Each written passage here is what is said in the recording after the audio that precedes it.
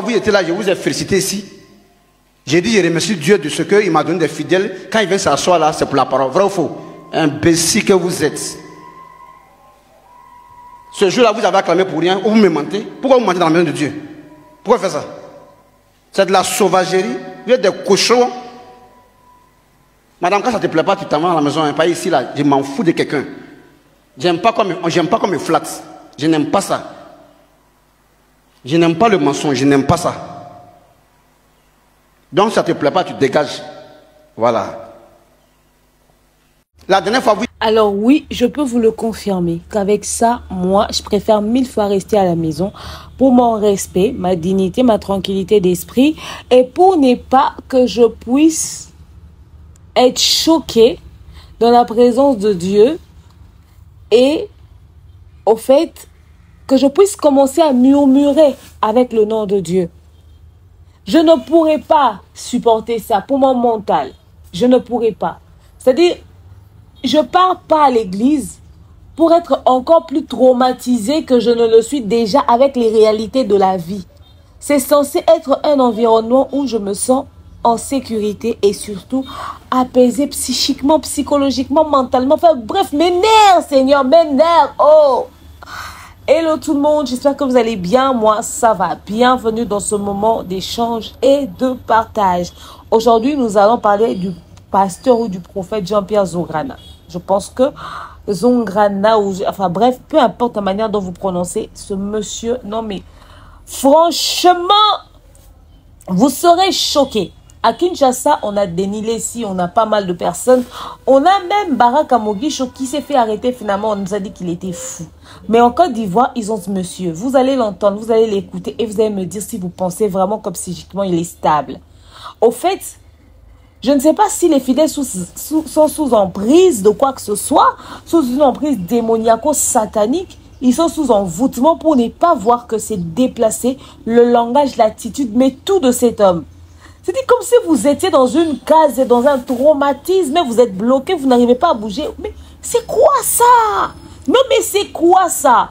Si c'est ça la crainte de Dieu, si c'est ça qui fait penser aux chrétiens qui pourront aller au ciel, alors là, je me pose des questions.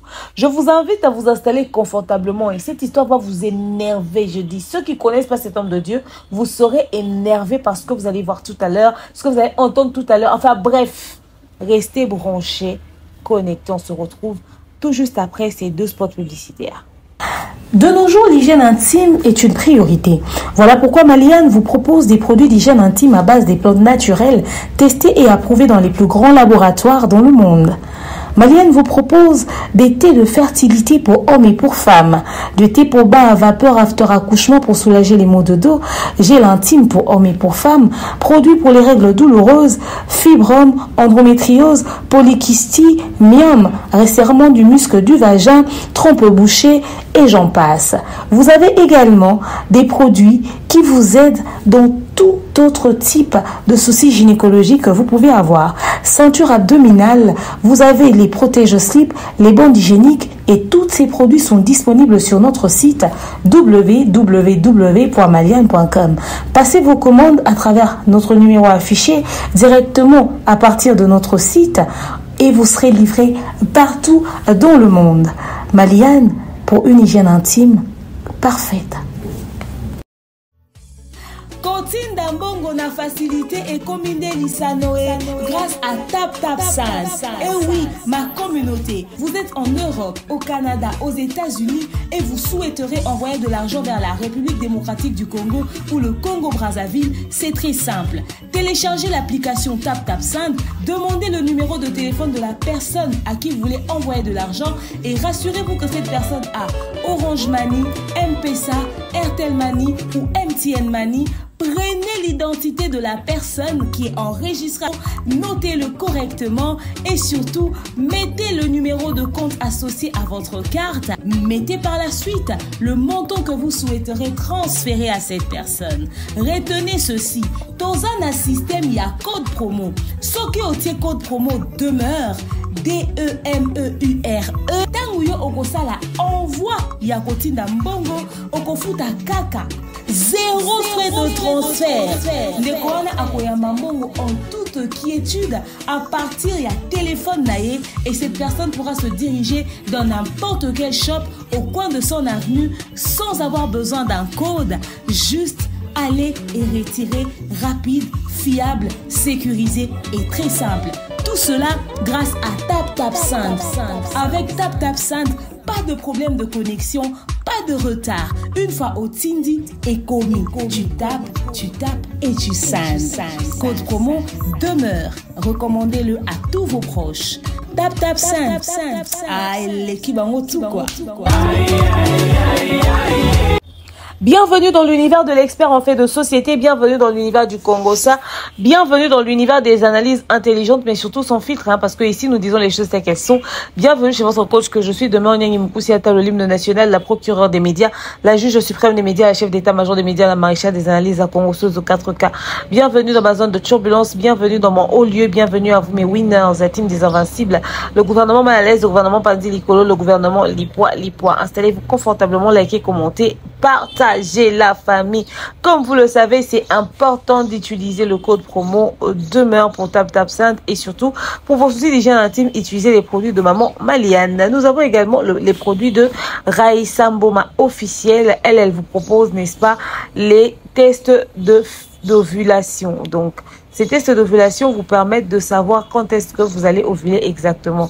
Soit pour maximiser vos chances de concevoir ou encore, je voulais dire, pour, n'est-ce pas, espacer vos grossesses. Alors, restez branchés, connectés sur Demeure officiel parce que nous faisons les meilleures propositions. Et rappelez-vous que pour tout type d'événement que vous avez, vous pouvez toujours nous contacter et on sait vous accompagner de la couverture jusqu'à toute la couverture, du début jusqu'à l'accomplissement, jusqu'à la clôture, jusqu'à la conclusion, pour tout type d'événement. Mon numéro qui va s'afficher lors de la vidéo de transition. N'hésitez pas de me contacter ou de m'écrire sur mes réseaux sociaux respectifs. Très chers tous, mes winners, mes invincibles, oh, les tontons, les mamans, les consommateurs de mes émissions. Come here and sit down. Nous avons tous, en tout cas pour les chrétiens, chacun reçu Jésus comme Seigneur et Sauveur, chacun de sa manière. Certains n'ont même pas eu le temps de recevoir Jésus, c'est parce qu'ils sont nés dans une famille chrétienne, ils ont trouvé papa, maman, tonton, tantine, les frères et sœurs qui prient, tout de suite ils se sont retrouvés chrétiens. Il y a d'autres, ils sont nés dans une famille islamique, ils sont trouvés comme que la famille était musulmane, et puis voilà, ils sont devenus musulmans, et c'est comme ça et c'est parti. Il y a d'autres musulmans ou chrétiens qui ont décidé de changer de position, de camp, parce que la religion ne les arrangeait plus. Mais dans l'affaire de religion, de chercher Dieu, de prier là, on a tous des problèmes que nous voulons absolument voir un miracle. Nous voulons absolument voir le changement. Nous voulons absolument voir la main de Dieu. Nous voulons absolument voir Dieu agir. Mais dans la liste des choses, au fait, qui doivent nous emmener vers l'accomplissement de la parole de Dieu ou le miracle que nous recherchons, quoi que ce soit, il n'y a pas manque de respect. Il n'y a pas insolence, il n'y a pas insulte. On n'a pas à me traiter d'imbécile dans l'église sous prétexte que parce que le pasteur prêche, il va crier sur moi parce que c'est mon papa spirituel qui va mal me parler. Il n'y a pas de traumatisme, il n'y a pas harcèlement spirituel ou psychique. Au fait, bref. L'esprit de Dieu est censé pas seulement être un esprit d'ordre, mais un esprit qui apaise, qui détend, qui fait du bien et non qui fait du mal. Tu ne peux pas sortir d'une situation de ta vie traumatisante pour venir chercher Dieu à l'église et tu es encore plus traumatisé dans ta réalité. Le problème aujourd'hui, les chrétiens, je ne sais pas si c'est parce qu'ils veulent absolument rencontrer Dieu, chercher Dieu, qui s'infligent certaines réalités dans certaines églises, à croire que vous êtes sous envoûtement. À un moment donné, pendant que la Bible est claire, tu veux prier, entre dans ta chambre, ferme la porte. On n'a pas dit forcément va jusqu'à l'église. Dans la Bible, on a des exemples des personnes qui ont prié chez eux à la maison, qui ont vu des miracles. Il y a même eux-mêmes les pasteurs qui prêchent, des fois ils témoignent, ils disent j'ai prié dans ma chambre, j'ai vu miracle. Mais le miracle où tu dois aller te faire humilier chaque dimanche, tu dois payer ton transport, ton cadeau avec les difficultés de la vie et on part te faire vivre les pires humiliations, les misères là. Je ne sais pas ce que c'est. Si chercher Dieu c'est égal à ça là, je préfère rester chez moi à la maison. Je n'irai plus à l'église. Chercher Dieu ou être dans la présence de Dieu ne devrait pas être aussi frustrant et traumatisant à la fois. Ça ne devrait pas détruire ton âme parce que là, vous n'avez pas compris. Au fait, je suis tombée ces derniers temps sur les publications de ce monsieur, de ce serviteur de Dieu. Je suis tombée sur ce pasteur. Oh. La toute première vidéo que je vous ai mis à l'entrée là. Genre, je tombe sur ces vidéos rapidement, il parle mal. Il parle très mal. Je dis, bon, ok, c'est bon. Mais la vidéo que je vous ai mis au début là, quand j'ai vu, j'ai dit, non. Ça, c'est tout sauf tolérable. Ça se fait pas. Même les fidèles ont droit au respect. C'est pas parce qu'on cherche le ciel qu'on va mal nous parler. Je vous dis, j'étais choquée. Moi, ce qui me choque le plus, c'est pas ce que lui, il dit forcément. Hein. C'est aussi l'attitude des fidèles quand il raconte ses inepties. Quand il raconte ses conneries, son impolitesse, là. Les fidèles se taisent. On dit, c'est papa. C'est le père spirituel de quelqu'un. Certainement que c'est Dieu qui veut qu'il nous traite comme ça. C'est cet esprit qui... Peut-être que vous n'avez pas compris la gravité de ces propos. Je vous laisse avec une vidéo et je reviens pour émettre mon avis. C'est portable de qui ça? Dehors. Fais vite, dimanche prochain. Maintenant, la prochaine fois que le même visage là, vous remarquez, non? La prochaine fois, quand ça arrive deuxième fois, la personne ne vient plus ici. Voilà. Allez à la maison direct. Veillez jusqu'au portail, elle n'a qu'à sortir. Veillez à ce qu'elle parte. C'est portable de qui ça? Ou bien t'asseoir, ton habit là, on voit en bas de toi comme ça. Ça veut dire quoi là? Ça, c'est de toi je parle. Ça veut dire quoi? Quand vous vous habillez à la maison, au moment de venir, vous ne savez pas que vous venez dans la main de Dieu. Qui a envie de regarder vos cuisses? Ça, c'est pour toi et ton mari ou bien? Ou bien tu vas ajouter quelqu'un d'autre à lui. On n'a pas envie de voir vos seins. On n'a pas envie de voir vos cuisses. On n'a rien envie de voir ici. Donc quand tes enfants là, tu veux donner à téter là, il faut attraper ton micro là au bout. Il ne faut pas faire sortir pata comme ça pour mettre dans sa petite bouche. Et puis le reste là, tu le mets dans nos bouches. On ne t'a pas dit que nous on veut téter. Quand tu veux donner à téter l'enfant, tu le prends à côté, puis tu enlèves un peu, tu mets dans sa bouche. Mais tu prends tes seins là comme ça, maman, et puis tu dis, petite bouche là, prends un peu, puis le reste là, ça pour qui? En 3 minutes, ce que quelqu'un a retenu du dimanche passé, surpassé ou l'autre, entre les trois, qu'est-ce que tu as retenu? Et puis sachez que vous allez parler, hein, pour vous flatter. Vous allez prendre le micro là. Sinon vous allez sortir tout à l'heure. Vous blaguez pour rien. En 3 minutes. Si je vous ai surpris en train de causer, non seulement il y a vous chasser, mais je vais prononcer une parole sur votre vie où vous n'allez pas vous en sortir dedans. Si vous êtes sûr que vous êtes femme, et que ce que femme, alors vous avez là, essayez ça encore. Non seulement je vais vous chasser à vie ici. Vous n'allez plus faire partie de Saint-Pierre d'abord, un. Et de deux, je vais vous prononcer une parole que personne ne pourra régler pour vous. Ce n'est pas... Vous n'êtes pas un pasteur. Ça, c'est un. Ils sont libres de me voir comme leur cul. Hein. Après, on dit que, tu vois, il insulte tout le monde, c'est comme ça. Mais quand vous venez trouver quelqu'un dans son travail, puis vous donnez le conseil, puis vous l'appelez comme vous voulez là. Si ce n'est pas cuit là, quelle bouche peut faire ça? Il te dit, c'est pas pasteur, toi tu dis, forcé, je suis pasteur. Tu es malade, c'est ton père qui m'a fait pasteur. Ou bien ta mère. Ton père ou ta mère. Je veux dire, non, c'est tranquille. Toi, tu dis que tu as vicam, puis quelqu'un se dit c'est faux, que tu es bêté. C'est injuste, c'est pas là qu'il cherche. Si tu dis que tu es bêté, forcé là. Si tu acceptes maintenant là, quand on dit bonjour maintenant, tu vas comment me répondre? Qui t'a mis dans le problème ça là? C'est lui que tu as voulu écouter là. Donc l'homme faut t'écouter toi-même, pas que toi-même. Petit, c'est la vérité, pas l'eau. Quand on voit la jeune fille qui est là, on voit que la dame là, elle est plus riche qu'elle. Par exemple, ça lui a donné de s'habiller comme ça. Et comme celle-là, elle est pauvre. Si tu t'as donné un petit kiki, il faut garder ça. Il faut bien prier sur moi. Quand tu as commencé à utiliser, Dieu va mettre une onction d'utilisation. Et malgré la petitesse de ton kiki, ton client va comprendre quelque chose. Un petit pin, priez pour un petit pin. Que Dieu n'a qu'à bénir la petite pin. Vous allez voir ce qu'une pin bénie peut faire. Geneba Djaba, ça veut dire quoi? Djaba, c'est en djoula, c'est pas en anglais. C'est pas en chinois, c'est en djoula. Djaba signifie quoi? Quoi?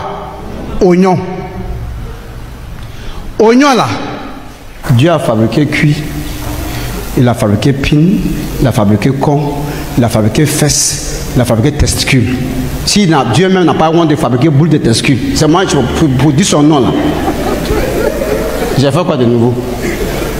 Ça va paraître que tu ne m'as pas quelqu'un qu'il faut poursuivre un autre. Ou bien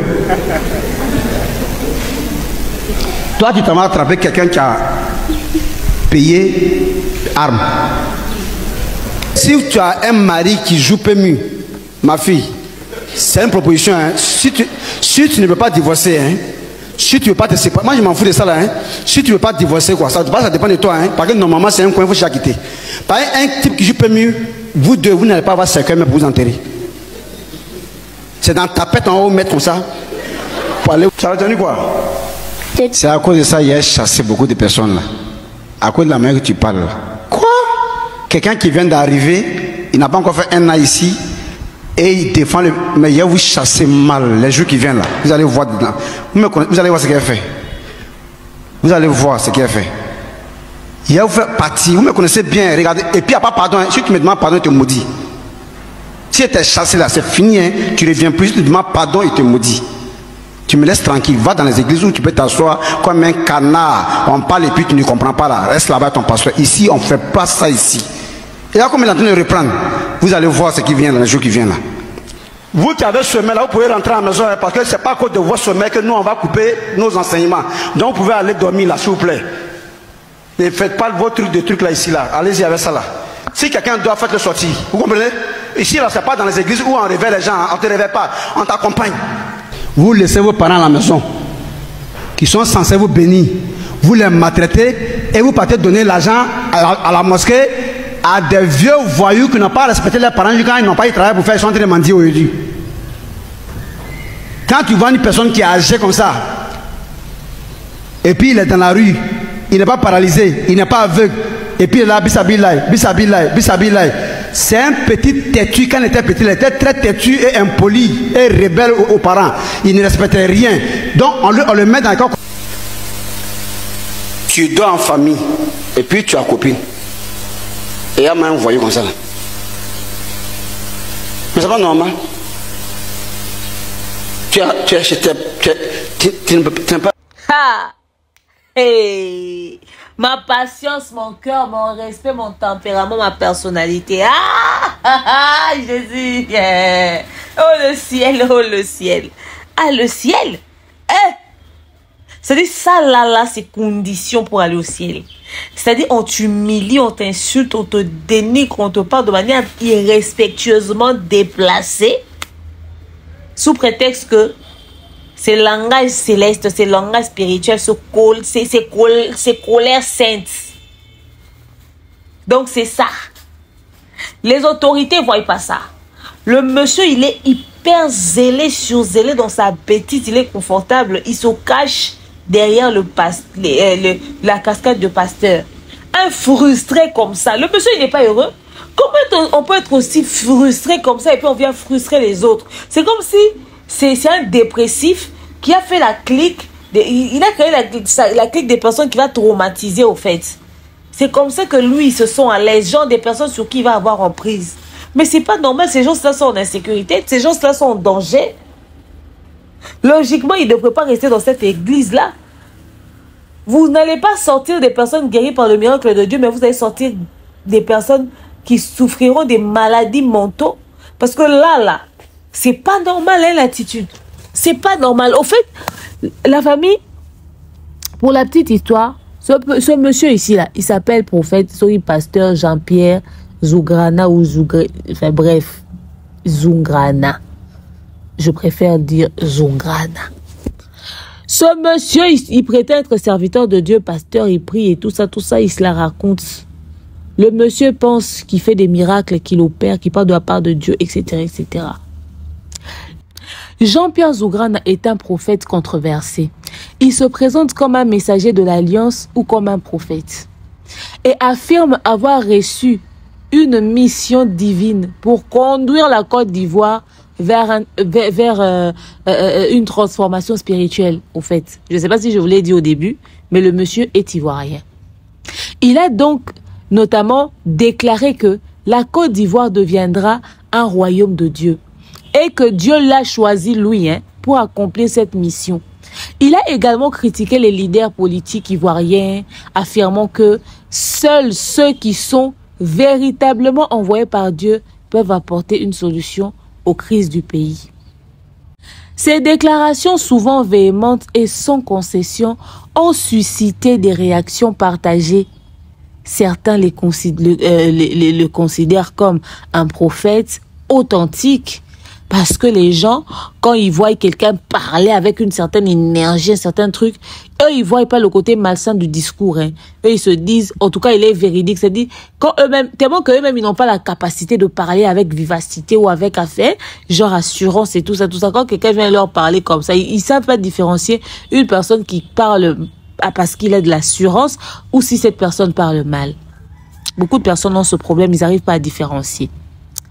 Tandis que d'autres ne le perçoivent pas comme un pasteur ou un prophète. D'autres le perçoivent comme un personnage provocateur, voire insolent, en raison de son ton et ses critiques virulentes. Et ils n'ont pas tort. Ok? Oui, effectivement, les prédications de Jean-Pierre Zoungrana peuvent choquer. Et c'est justement ce qui alimente sa notoriété.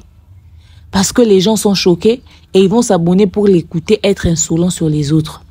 Il tient souvent un discours provocateur qui bouscule même les codes habituels de la prédication chrétienne. C'est-à-dire ça sort même de la normale. Ok? Il parle avec autorité, condamne ouvertement les autres églises en disant que pour lui c'est mieux. Pour lui, c'est mieux. Les leaders politiques, voire même certains peuples, et même ses propres fidèles, en prétendant agir au nom de Dieu. Et ce genre de discours sans nuance peut paraître hautain, voire dangereux pour certains fidèles. Mais en tout cas, pour moi, ça ne paraît pas hautain. Ça paraît, c'est-à-dire excessivement hautain. C'est-à-dire exagérément hautain. C'est-à-dire pour moi, c'est hyper déplacé son attitude. Pour moi, son attitude est hyper déplacée. Il se positionne parfois comme le seul véritable envoyé de Dieu. Il se représente comme ça, il se dit, il prétend être le seul véritable envoyé de Dieu. C'est dans son insolence là, il dit qu'il est le seul véritable envoyé de Dieu, affirmant que les autres prophètes ou pasteurs sont des imposteurs. Ce type d'exclusivité religieuse est très controversé. Donc, c'est-à-dire le monsieur convainc la nation que c'est lui le meilleur, les autres sont des faux, les autres sont des mauvais, etc., etc. On dit que, oui, un jour, Jésus s'est levé, il a chassé les gens dans le temple parce qu'il était énervant. On n'a pas dit que Jésus était insolent tout le temps, hein. Parce que il y a la manière dont on disait que Jésus c'est-à-dire, il donnait des réponses là et tout tranchantes. Mais il y a une différence entre donner une réponse tranchante et être impoliment insolent, comme ce monsieur. Mais encore, il mélange la politique et le spirituel. Zoungrana ne se limite pas à la Bible.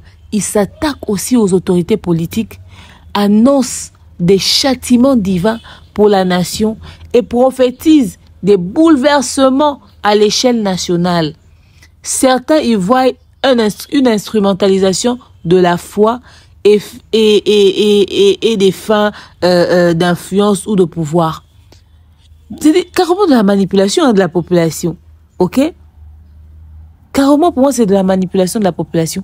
Et il connaît le mental de la communauté, des gens qui l'entourent. Donc, il sait que quand il a ce genre de discours, forcément, ça fait paniquer et les gens vont dire, ouais, on va s'accrocher à Dieu, certainement que Dieu lui a montré des choses.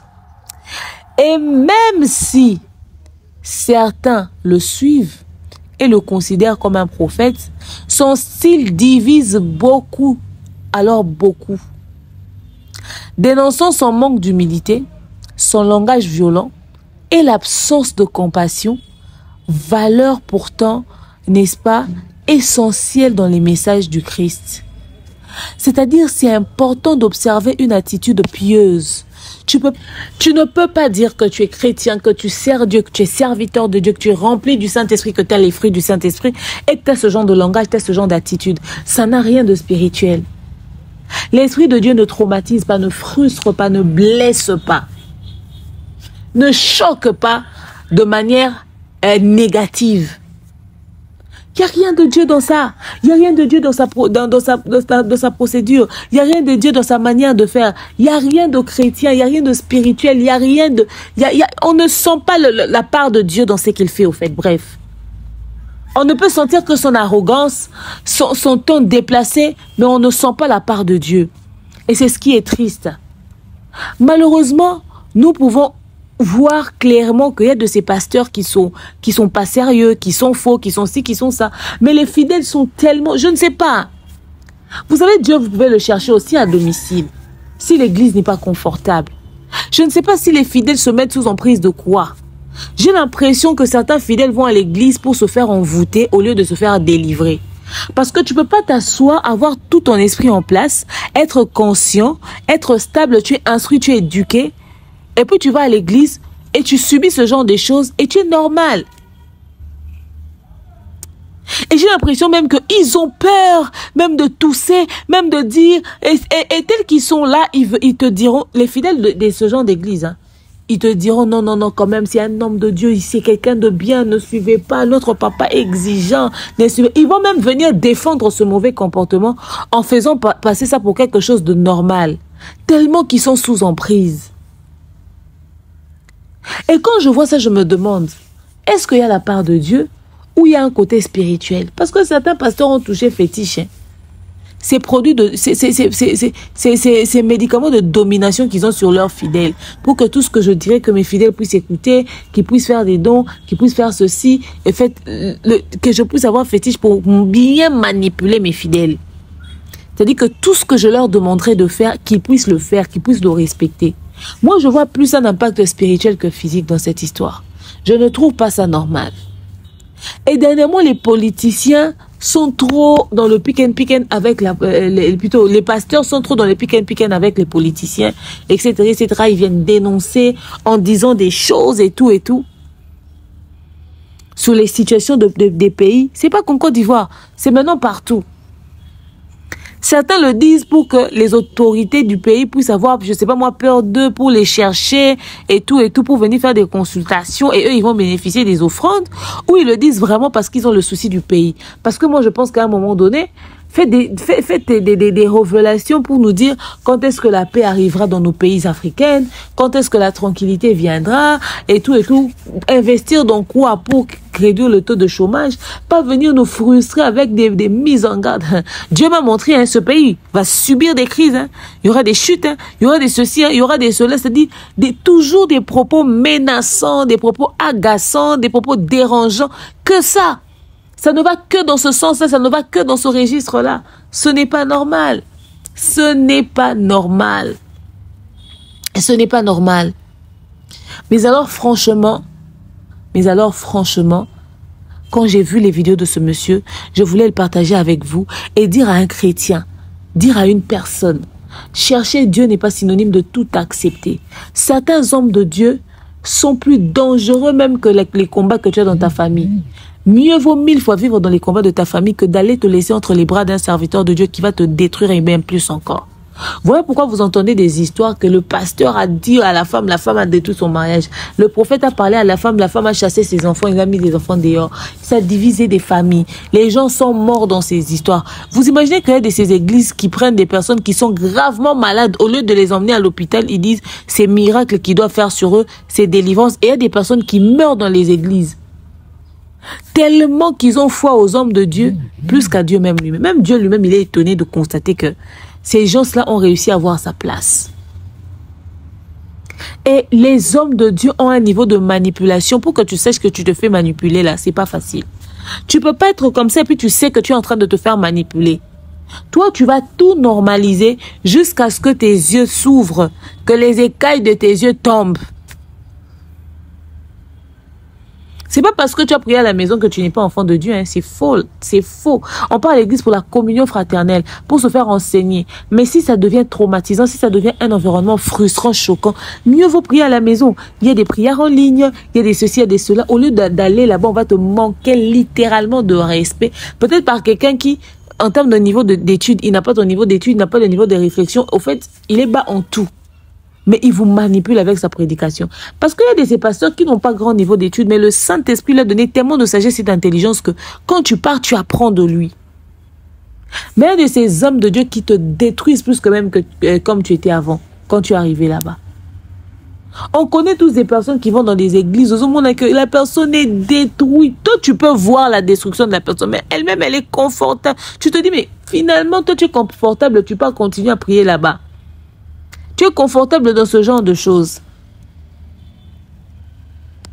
Tu n'arrives pas à voir le mal. Tu n'arrives pas à voir le danger. Qui peut s'asseoir et accepter que son chef au boulot lui parle comme ça? Ça dit, tu es là, ouais, mon patron me harcèle, il me traumatise dans sa manière de parler. Tu n'es pas d'accord avec. Et bim, c'est toi qui pries chez Zougrana et il te gronde comme un petit enfant. Parce que ton téléphone a sonné par mégarde, c'est vrai qu'il faut être discipliné dans la présence de Dieu. On te chasse comme un malpropre. Peut-être que tes cadres, tes chefs dans son entreprise, oui, c'est vrai que dans la présence de Dieu, il n'y a pas les histoires de cadres, mais il y a des manières de parler, de respecter les gens. Tu peux pas aller à l'église pour te détruire davantage. Tu peux pas aller à l'église pour te frustrer davantage. Tu peux pas aller à l'église pour devenir, je ne sais pas, pire qu'avant. Non.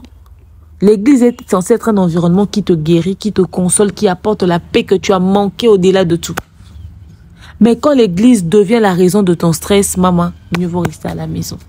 Je ne sais pas si vous êtes déjà tombé sur ce monsieur, mais s'il vous plaît, en tout cas, dites-moi ça dans l'espace commentaire. Donnez-moi votre avis sur lui. Et je vois ça plus spirituel. Vous savez, hein, même le diable connaît la Bible. Voilà pourquoi il était venu essayer de tenter le Fils de Dieu. Tu peux être sous emprise d'un pasteur qui est dans ses fétiches et toi, tu ne t'en rends pas compte. Il faut même demander à Dieu de vous ouvrir les yeux sur les églises où vous allez vous réunir. C'est très important. Parce que là.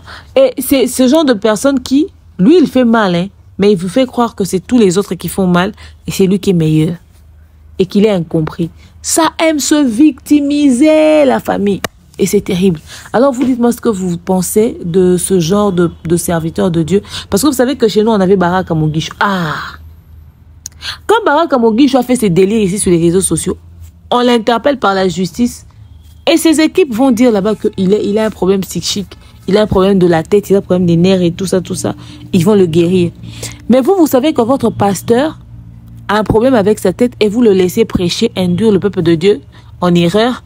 Il fait des lives, il raconte des choses, des inepties, il raconte je vous dis des foutaises, mais vous l'avez laissé en public.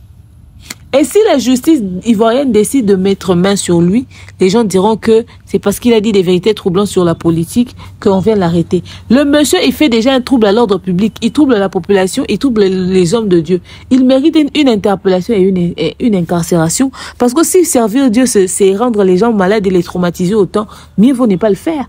Mieux vaut ne pas le faire. Alors donnez-moi vos avis dans l'espace commentaire. D'ici là, portez-vous bien. Je vous dis à bientôt. Bisous.